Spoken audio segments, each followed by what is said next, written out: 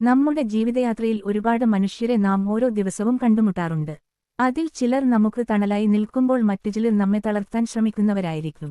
ആചാര്യ ചാണക്യൻ തന്റെ അർത്ഥശാസ്ത്രത്തിൽ വ്യക്തമാക്കുന്നതുപോലെ, പാല് കൊടുത്തു വളർത്തിയാലും പാമ്പിന്റെ ഉള്ളിലെ വിഷം ഒരിക്കലും മാറില്ല. അതുപോലെ തന്നെ, നമ്മുടെ കൂടെ ചിരിച്ചു സംസാരിക്കുകയും എന്നാൽ ഉള്ളിൽ നമ്മെ തകർക്കാൻ തക്കം പാർത്തിരിക്കുകയും ചെയ്യുന്ന ഒരു കൂട്ടം മനുഷ്യരുണ്ട്. നമ്മുടെ മാനസിക സമാധാനവും വളർച്ചയും നിലനിർത്താൻ ഇത്തരം വ്യക്തികളെ കൃത്യമായി തിരിച്ചറിയേണ്ടത് അത്യന്താപേക്ഷിതമാണ്. ഇന്നത്തെ വീഡിയോയിലൂടെ നിങ്ങളുടെ ജീവിതത്തിൽ നിന്ന് ദൂരെയോ അല്ലെങ്കിൽ കൃത്യമായ അകലത്തിലോ നിർത്തിയിരിക്കേണ്ട 9 തരം സ്വഭാവക്കാരെക്കുറിച്ചാണ് നാം വിശദമായി ചർച്ച ചെയ്യുന്നത്. ഇത് നിങ്ങളുടെ ഭാവിയിലെ വലിയൊരു തകർച്ചയിൽ നിന്നോ ചതിയിൽ നിന്നോ നിങ്ങളെ രക്ഷിച്ചേക്കാം. ഒന്നാമതായി, രഹസ്യങ്ങൾ വായുവിൽ പറത്തുന്നവരെ നാം സൂക്ഷിക്കണം. വിശ്വാസമാണ് ഏതൊരു ബന്ധത്തിന്റെയും അടിസ്ഥാനം. നിങ്ങൾ പൂർണ്ണമായി വിശ്വസിച്ച് ഒരാളോട് ഒരു സ്വകാര്യം പങ്കുവെക്കുമ്പോൾ, അത് മറ്റൊരാളോട് പറയാൻ അവർക്ക് ഒരു നിമിഷത്തെ ആലോചന പോലും വേണ്ടിവരില്ല എന്നതാണ് സത്യം. സ്വന്തം വാക്കുകളെ നിയന്ത്രിക്കാൻ കഴിയാത്തവർക്കോ അല്ലെങ്കിൽ മറ്റൊരാളുടെ സ്വകാര്യത ഒരു തമാശയായി കാണുന്നവർക്കോ നിങ്ങളുടെ അന്തസ്സിനേക്കാൾ വലുത് ആ നിമിഷം കിട്ടുന്ന ശ്രദ്ധ മാത്രമാണ്. നിങ്ങളുടെ രഹസ്യങ്ങൾ മറ്റുള്ളവർക്ക് മുന്നിൽ വിളമ്പുന്ന ഇത്തരം വ്യക്തികൾ ഒരിക്കലും നിങ്ങളുടെ ഉത്തമ സുഹൃത്തുക്കളാകില്ല എന്ന് തിരിച്ചറിയുക. രണ്ടാമതായി, അമിത വിനയവും കൃത്രിമ പുകഴ്ത്തലും കാണിക്കുന്നവരെ ശ്രദ്ധിക്കുക. കാരണമില്ലാതെ നിങ്ങളെ അമിതമായി പുകഴ്ത്തുകയും എപ്പോഴും വല്ലാത്തൊരു വിനയം നിങ്ങളുടെ മുന്നിൽ പ്രകടിപ്പിക്കുകയും ചെയ്യുന്നവരെ ഒന്ന് നിരീക്ഷിക്കുന്നത് നല്ലതാണ്. ഉള്ളിൽ കത്രികയും ചുണ്ടിൽ ചിരിയുമുള്ള ഇത്തരക്കാർക്ക് നിങ്ങളിൽ നിന്നും എന്തെങ്കിലും നേട്ടം ഉണ്ടാക്കാൻ കാണിക്കുന്ന അടവാകാം ഈ പെരുമാറ്റം. സത്യാവസ്ഥയിൽ, നിങ്ങളുടെ ഗുണങ്ങളെക്കാൾ ഉപരിയായി നിങ്ങളുടെ ദൗർബല്യങ്ങളെ പഠിക്കാനായിരിക്കും അവർ ഇത്രയും അടുപ്പം കാണിക്കുന്നത്. ഒരു പരിധിയിൽ കൂടുതൽ പുകഴ്ത്തുന്നത് പലപ്പോഴും ഒരു കെണിയാണെന്ന് നാം തിരിച്ചറിയണം. മൂന്നാമതായി, മറ്റുള്ളവരുടെ കുറ്റം പറയുന്ന പരദൂഷണക്കാരെ അകറ്റി നിർത്തുക. നിങ്ങളുടെ അരികിൽ വന്നിരുന്ന മറ്റൊരു സുഹൃത്തിന്റെയോ ബന്ധുവിന്റെയോ കുറവുകൾ വലിയ താൽപ്പര്യത്തോടെ പറയുന്നവർ ഒരു കാര്യത്തിൽ ഉറപ്പുള്ളവരാണ്. നിങ്ങൾ അവിടെ ഇല്ലാത്ത സമയത്ത് മറ്റൊരാളുടെ മുന്നിൽ ചെന്ന് നിങ്ങളുടെ സ്വകാര്യമോ കുറ്റമോ ഇതേ ആവേശത്തോടെ അവർ പറയും. പരദൂഷണം പറയുന്നവർക്ക് ആരെയും സ്നേഹിക്കാനുള്ള കഴിവുണ്ടാകില്ല, പകരം മറ്റുള്ളവരെ താഴ്ത്തിക്കെട്ടി സ്വയം സന്തോഷം കണ്ടെത്താൻ മാത്രമേ അവർക്ക് സാധിക്കൂ. ഇത്തരക്കാരുമായി വ്യക്തിപരമായ കാര്യങ്ങൾ പങ്കുവെക്കുന്നത് വലിയ അപകടമാണ്. നാലാമതായി, വാക്കിന് വിലയില്ലാത്തവരെ വിശ്വസിക്കരുത്. ഒരു മനുഷ്യന്റെ വ്യക്തിത്വം അളക്കുന്നത് അയാൾ വാക്കിന് നൽകുന്ന വിലയിലാണ്. തക്കതായ കാരണങ്ങളില്ലാതെ പറഞ്ഞ വാക്കിൽ നിന്നും വാഗ്ദാനങ്ങളിൽ നിന്നും അടിക്കടി പിന്മാറുന്നവരെ ഒരു കാലത്തും പൂർണ്ണമായി വിശ്വസിക്കരുത്. ഇന്ന് അവർ നൽകുന്ന ഉറപ്പുകൾ നാളെ അവർക്ക് വെറും വാക്കുകൾ മാത്രമായിരിക്കും.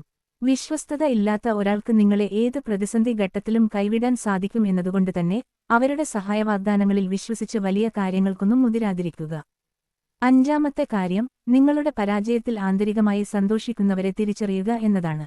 നിങ്ങൾക്ക് ഒരു കഷ്ടപ്പാടോ പരാജയമോ സംഭവിക്കുമ്പോൾ സഹപിക്കുന്നതായി ഭാവിക്കുമെങ്കിലും അവരുടെ കണ്ണിന്റെ കോണിലോ മുഖഭാവത്തിലോ അറിയാതെ ഒരു സന്തോഷം മിന്നിമറയുന്നുണ്ടോ എന്ന് നിരീക്ഷിക്കുക.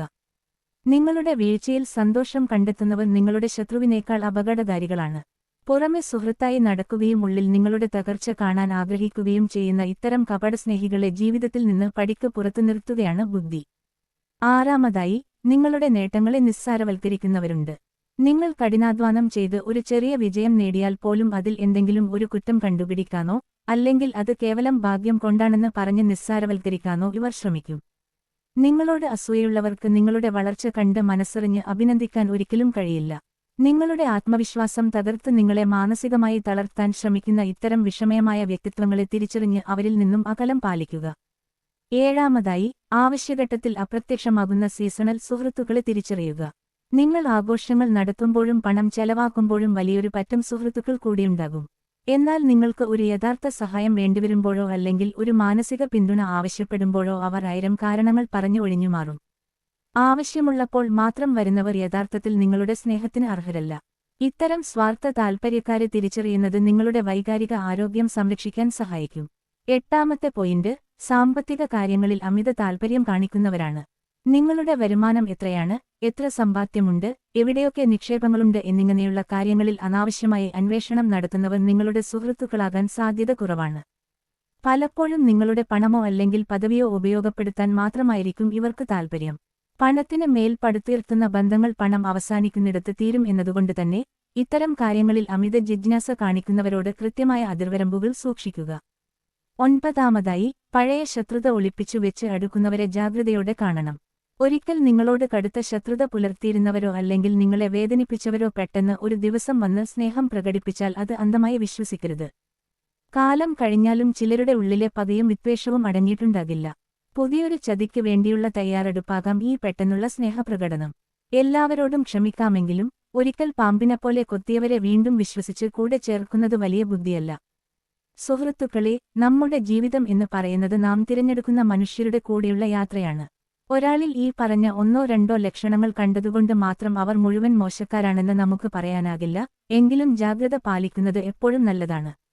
നമ്മുടെ വളർച്ചയ്ക്ക് തടസ്സമാകുന്നവരെയും സമാധാനം കെടുത്തുന്നവരെയും തിരിച്ചറിയാൻ നിങ്ങളുടെ വിവേചനാധികാരം ഉപയോഗിക്കുക.